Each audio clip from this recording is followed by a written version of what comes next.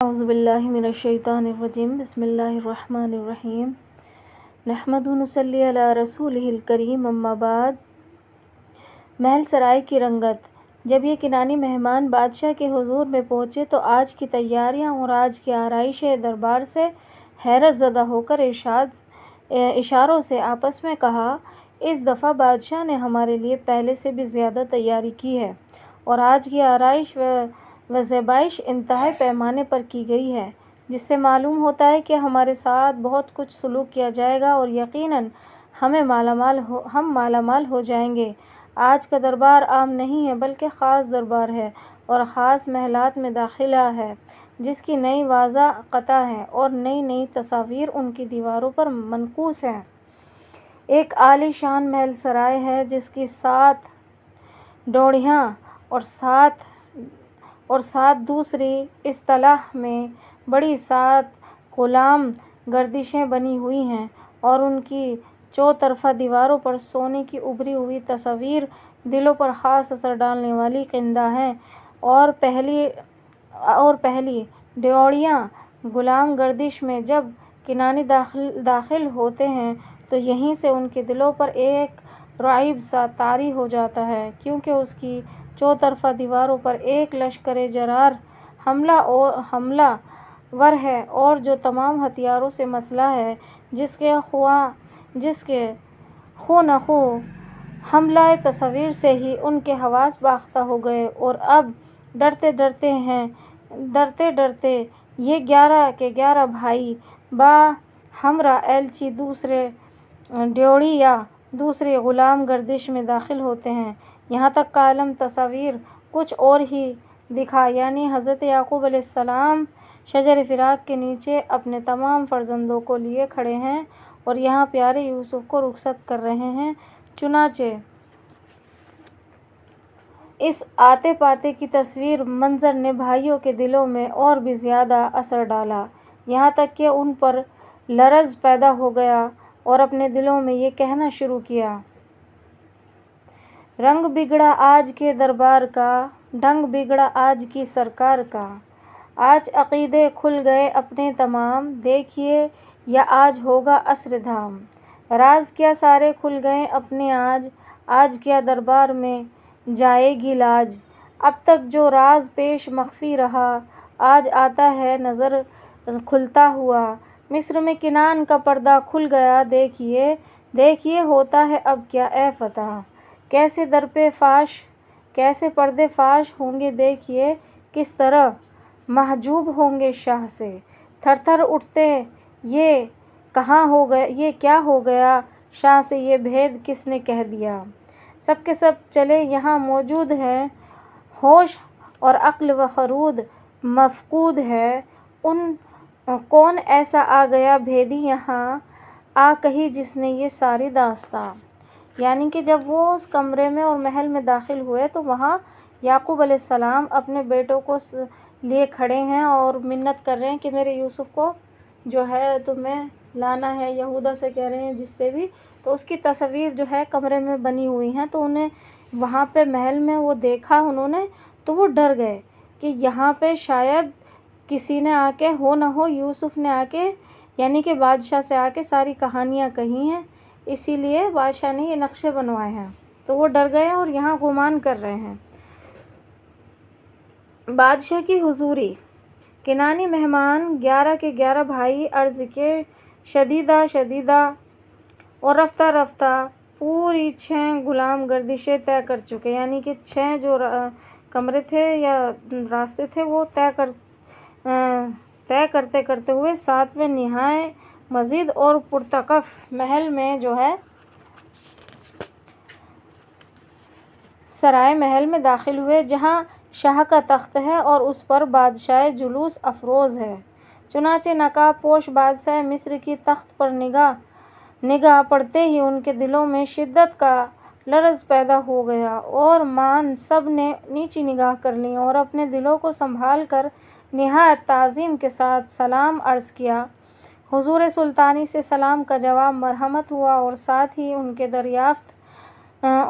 دریافت ہوا کہ آپ صاحبان کون ہیں اور کہاں سے آئے ہیں۔ مہمانوں کی طرف سے یہ جواب عرض کیا گیا کہ حضور، ہم لوگ شہر کنان کے رہنے والے ہیں اور ہم اس سے پہلے بھی حضور سلطانی میں حاضر ہوئے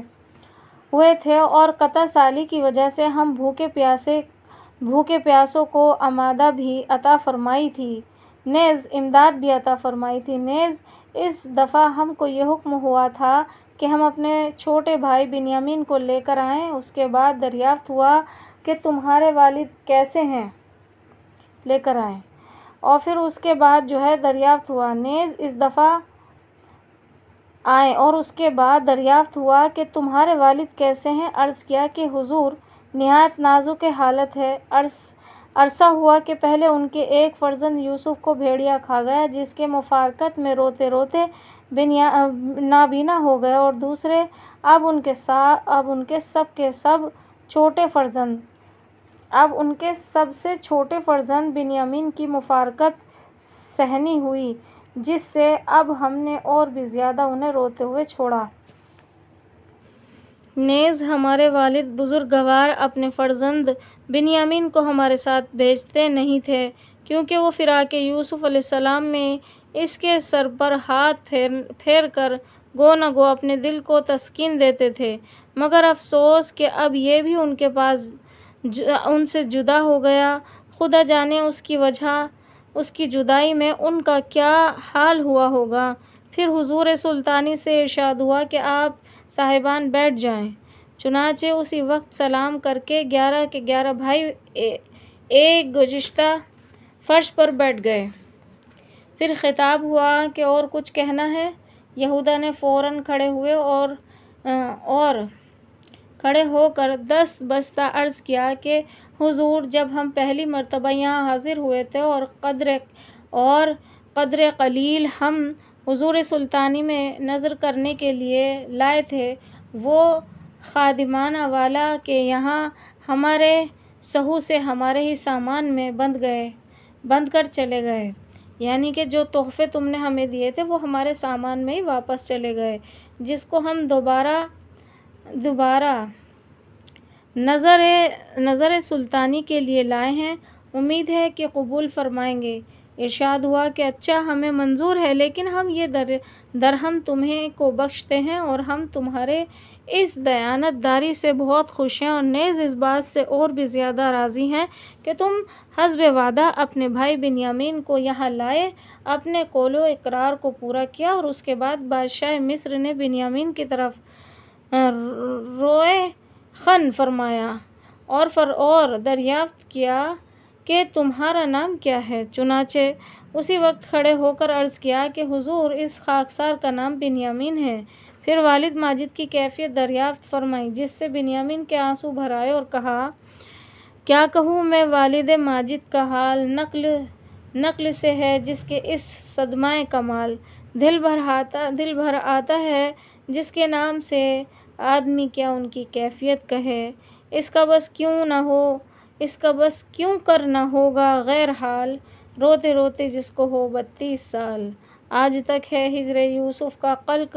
آج تک اس غم سے بس سینہ ہے شک، آج تک دل سے نکلتا ہے دھواں، آج تک آنکھوں سے آنسو ہے رواں، آج تک یوسف کا ہے وہی علم، آج تک فرقت کا ہے بس وہی غم، ایک حجرے میں پڑے رہتے ہیں وہ، غم سا ایک غم ہے جسے کہتے ہیں وہ، جس سے ملتے ہیں اسی کا ذکر ہے، ہر گھڑی اس کو اسی کی فکر ہے، روتے ہیں جب وہ کلیجہ تھام کر، ساتھ ان کے روتے ہیں در و دیوار و در، سن کے ماں جائے سے یہ حال پیدر، چیخ اٹھے یوسف سختہ جگر، دست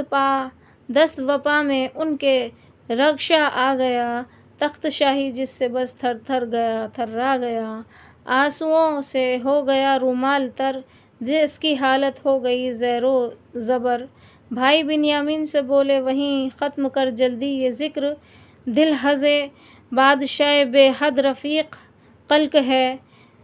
محبت خاص اس کی اپنی شے، جن کے بنیامین چپکا ہو گیا، ہچکیاں لے لے کے وہ رونے لگا، ایک بھائی تخت پر اور ایک سامنے جھک گئے، دونوں کلیجہ تھام کے دور سے روتے تھے دونوں دل کے ہزے۔ تاب بنیامین و یوسف کو نہیں، دونوں غش کھا کر گر گئے، افسوس ہے دونوں کی آنکھوں سے دریا بہہ گئے۔ ڈر گئے سوتیلے بھائی ڈر گئے، شاہ کے رونے سے وہ مر گئے۔ جب دونوں ماں جائے اور حقیقی بائی بہت کچھ رو چکے تو پہلے حضرت یوسف علیہ السلام نے اپنے دل کو سنبھالا اور آنسو پونچھ کر بنیامین کو ہوشیار کرایا اور جملہ مہمان کی طرف خطاب کر کے فرمایا کہ ہمیں غم والم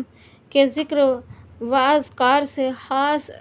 دلچسپی ہے، اور جب کوئی کسی کی داستان غم بیان کرتا ہے تو ہمارا دل بے چین ہو جاتا ہے اور ہمیں رونا آتا ہے۔ اچھا، اب ہم تمہارے اور اپنے لیے خاص کا یعنی کہ خاصے کا حکم دیتے ہیں۔ چنانچہ اسی وقت ایک خاصے کا حکم آیا اور 11 کے 11 بھائی مہمانوں کو کھانے کے شاہی کمرے میں لے گیا، جہاں پہلے ہی سے گو نہ گو نعمتوں کا دسترخوان بچھا ہوا ہے، مگر اس میں بھی شاہی اشارے سے ایک خاص نوعیت ہے، وہ یہ کہ ایک وسیع خوان اور دو بھائیوں کے لیے جدا جدا رکھا ہوا ہے، اور دو بھائیوں کو ایک خوان پر بیٹھنے کا حکم ہوتا ہے۔ چنانچہ پہلے خوان پر یہودا اور شمعون بیٹھے، اور دوسرے پر راویل اور لاوی، اور تیسرے پر زیان اور دلون، چوتھے پر وامن اور یغشائی، پانچویں پر کاوا اور اشیر، چھٹے پر صرف تنہا اور اکیلے بنیامین۔ لکھا ہے کہ اس دسترخوان پر پیارے بنیامین بیٹھنے کو تو بیٹھ گئے، مگر انہیں اپنی تنہائی اور بے بسی پر رونا آ گیا، جنہیں دیکھ کر حضور شاہی سے خطاب ہوا کہ آپ کیوں روتے ہو؟ بنیامین زار و قطار روتے ہوئے عرض کرتے ہیں کہ جناب، میں نے 2 بھائیوں کو کھانا کھانے کے لیے ایک خوان پر بیٹھنے کا حکم دیا، یہ سن کر ہر ایک خوان پر 2 حقیقی بھائی بیٹھ گئے، مگر افسوس میں بالکل تنہا رہ گیا، لہٰذا میں اس وقت اپنے بھائی یوسف کو یاد کرتا ہوں اور زار و قطار روتا ہوں۔ آہ یوسف، تو کہاں ہے اے اخی؟ آج بس تیری ضرورت ہے بڑی۔ بھائی مل گئے 2 تمام، بن تیرے کھانا ہوا حرام۔ آہ میں بھی ساتھ تیرے کھا سکوں، آنکھیں اپنی اور دل ٹھنڈا کروں۔ یوسفا، تجھ کو کہاں سے پاؤں میں، خوان نعمت کہاں سے لاؤں میں؟ کاش ہوتا آج میرے پاس تو، پوری ہوتی میری دل کی آرزو۔ آج سوتیلوں میں تنہا رہا، دل بھر آتا ہے تجھ پر یوسفا، جان بے کل ہے میری تیرے لیے، کس طرح تو آج مجھ سے آ ملے۔ یہاں تک کہ اس خوان نعمت پر پیارے بنیامین روتے روتے بے ہوش ہو گئے، جن کو ہوش میں لانے کے لیے بادشاہ نے حکم دیا۔ پھر جب وہ ہوشیار ہو گئے تو بادشاہ مصر کا ارشاد ہوا کہ اے وہ کنعانی مہمانوں، جو 2 بھائی حقیقی ایک خوان پر بیٹھے ہوں، اگر تمہاری مرضی ہو تو ہم بنیامین کے ساتھ شریک طعام ہو جائیں، کیونکہ اس وقت اس کی تنہائی اور اس کے یوسف کہہ کر پکارنے سے ہمارا دل بھر آیا، اور ہم اپنے دل کو بہت ہی مضبوط کر رہے ہیں، لہٰذا اگر تم اجازت دو تو ہم خود اس کے ساتھ شریک ہوں۔ چنانچہ اس فرمان شاہی میں یہودا خوان نعمت سے کھڑا ہو گیا اور تخت شاہی کو بوسہ دے کر دستبستہ عرض کیا کہ حضور، ہمارا کہا نصیب کہ شہنشاہ مصر ہمارے حال پر اس درجہ شفقت اور مہربانی کی نظر فرمائے۔ اگر حضور نے ایسا کیا اور چھوٹے بھائی بنیامین کو اپنے ساتھ شریک طعام فرمایا تو عزت کو 4 چاند لگ جائیں گے، اور پھر والد بزرگوار حضرت یعقوب علیہ السلام کو یہ مسرت آمیز خبر معلوم ہوگی کہ میرے چھوٹے فرزند بنیامین کو بادشاہ مصر نے اپنے ساتھ شریک طعام فرمایا، تو وہ بے حد مسرور ہوں گے اور اپنے آپ کے حق میں دعا فرمائیں گے اور خیر فرمائیں گے، اگرچہ دل ان کا یہ نہ چاہتا تھا کہ بنیامین کو صرف عزت حاصل ہو، مگر شاہی مرضی اور شاہی ارشاد کے خلاف وہ اپنی رائے نہیں دے سکتے، اور شاہی رائے دواب میں وہ بالکل دبے ہوئے تھے، اسی لیے بڑی خوشی سے انہوں نے اجازت دی۔ آپ مالک ہیں ہمارے اے حضور، ہم پہ یہ نظر کرم کیجیے ضرور، فخر ہے یہ اہل کنان کے لیے، مصر کا ولی انہیں اعزاز دے، ہم پہ یہ بے حد کرم ہے بادشاہ، شکر یہ کرتے ہیں ہم دل سے ادا۔ جب 10 بھائیوں کی طرف سے اجازت ہو گئی تو حضرت یوسف علیہ السلام نے خدام کو حکم دیا کہ بنیامین کا خوان نعمت پیش چمن ہمارے پاس لے آؤ۔ چنانچہ وہ خوان نعمت فوراً بادشاہ کی حضوری میں پہنچ گیا اور پھر بحکم شاہی پیارے بنیامین کو بھی بادشاہ کی خدمت میں پیش چمن حاضر ہوئے، اور ان کے بعد 10 بھائی آستین چڑھا کر کھانا کھانے کی طرف متوجہ ہوئے۔ اتفاق سے راویل بھائی کی نظر چھت کی جانب چلی گئی تو معاً اس کے ہوش جاتے رہے اور ٹپ ٹپ آنسو بہنے لگے۔ یہ دیکھ کر 9 کے 9 بھائی راویل سے کہتے ہیں کہ خیر تو ہے، یہ بیٹھے بیٹھے تم کیوں رونے لگے، اور کیا یکا یک تم ایسے کیوں پریشان ہو گئے؟ بنیامین کا رونا موقوف ہوا تو تم نے رونا شروع کر دیا۔ راویل حواس باختہ جواب میں کہتا ہے کہ ذرا چھت کی طرف نگاہ اٹھا کر دیکھو کیا کرشمے ہو رہے ہیں۔ اب جو تمام بھائی چھت کی طرف نظر اٹھا کر دیکھتے ہیں تو وہاں ہو بہو تمام مظالم کنانی کا نقشہ کھنچا ہوا موجود پاتے ہیں، یعنی کہ جو ظلم یوسف علیہ السلام کے ساتھ انہوں نے کنان میں کیے تھے اس کا نقشہ اس چھت پر بنا ہوا تھا۔ مثلاً کہیں یہ صورت ہے کہ 10 بھائی یوسف کے کپڑے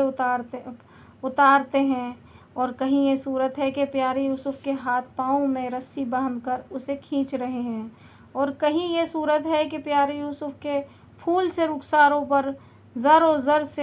زور سے تماچے مارتے ہیں، اور کہیں یہ صورت ہے کہ چھری تیز کر کے اسے ذبح کرنے کا ارادہ کر رہے ہیں، اور کہیں یہ صورت ہے کہ یوسف کو باندھ کر کنویں میں ڈالنا چاہتے ہیں اور یوسف ایک بھائی کی ٹانگوں میں لپٹ جاتے ہیں اور سب کے سب لاتے اور تماچے مارتے ہیں۔ کہیں یہ صورت ہے کہ یوسف معصوم بے گناہ کو کنویں میں چھوڑتے ہیں اور بیچ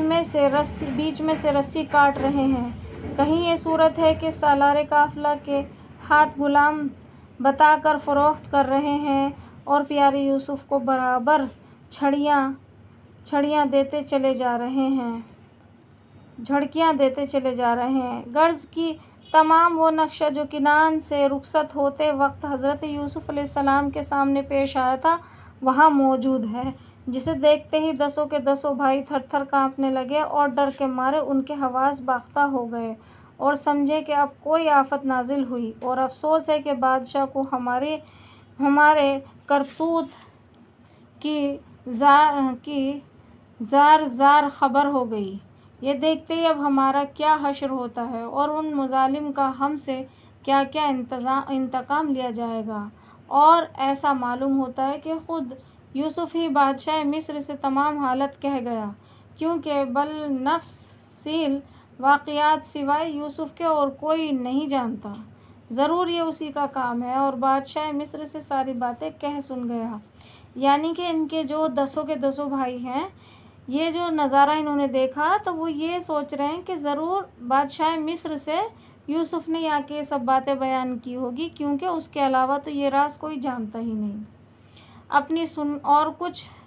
مغویوں سے فارغ ہوئے تو شاہی ارشاد ہوا کہ تم لوگ کھانا کیوں نہیں کھاتے؟ یہ سن کر یہودا اور شمعون کھڑے ہو گئے اور 10 بستہ بادشاہ مصر کی خدمت میں نہایت لرزتے کانپتے عرض کیا کہ وہ گہگائی آواز سے یہ کہنا شروع کیا، ہم کو کھانے میں نہیں کچھ پیش پس، عرض ایک خدمت میں ہے تھوڑی سی بس، اور وہ یہ ہے کہ اے عالی تبار، چھت کے نقشوں نے کیا ہے بے قرار، جس کے منظر سے نہیں دل کی بہار، ہو رہے ہیں تیرے سینے سے پار، تیر سینے سے پار، ہم سے یہ دیکھا نہیں جاتا سما، ہم نہیں دے سکتے ہیں یہ امتحان، کون ان سے یہ کہے اے دوستو، کر چکے ہو تم ہی ان کرتوت کو، کس لیے اب اس سے تم خائف ہوئے، ظلم ہے یہ سب تمہارے ہاتھ کے، حشر میں آتے ہی یہ آخر سامنے، کیوں لگے پھر یہ کلیجہ تھامنے، ظلم کرتے وقت تم رستم ہو گئے، آج جن کو دیکھ کر بے دم ہو گئے، خوف اس دن کا تمہیں ہوتا اگر، رحم کرتے ذرا اسی جان پر، اسی نتیجے کی نہ تھی تم کو خبر، یعنی کہ اس نتیجے کی نہ تھی تم کو خبر، بس مظالم آ گئے پیش نظر، حیف تم انجام کو بھول رہے، یعنی کہ حیف تم انجام کو بھولے رہے، وقت آیا اب تو پھر ایسے ڈرے، الغرض اتنی سی ہوئی شرمندگی، سب کی سکتے کی سی حالت ہو گئی، جب بادشاہ نے دیکھا کہ ان کی حالت بہت خراب ہو گئی ہے تو خود ہی فرمایا کہ اچھا ان کے خوان نعمت دوسرے کمرے میں پہنچا دیے جائیں، چنانچہ اسی وقت 5ویں خوان نعمت وہاں سے اٹھا کر دوسرے کمرے میں پہنچا دیے گئے، اور وہیں ان 10 بھائیوں کو بلا کر کھانا کھانے پر بیٹھا دیا گیا، جبکہ 10 بھائی اس کمرے میں آئے تو دیکھا کہ یہ کمرہ تصاویر سے بالکل صاف ہے، اطمینان سے بیٹھے اور سب نے مل کر کھانا شروع کیا، ظلم کا انجام ذلت ہے حدام، جانتے ہیں جس کو سارے خاص و عام، وقت پر لیکن کسے رہتا ہے یاد، وقت پر عاقبت کرتے ہیں اکثر خیر باد، کاش ہم انجام کو سوچا کریں، بھول کر بھی ہم کسی کو دھوکہ نہ دیں۔ انشاءاللہ اس سے آگے کا واقعہ جو ہے کل ڈالوں گی اگلے واقعے میں، اگلی ویڈیو میں، اور میرے چینل کو لائک کریں اور چینل کو لائک کریں اور میری جو اچھے کمنٹ بھیجیں اور چینل کو سبسکرائب کریں، تب تک کے لیے لیتی ہوں اجازت، اللہ حافظ، السلام علیکم۔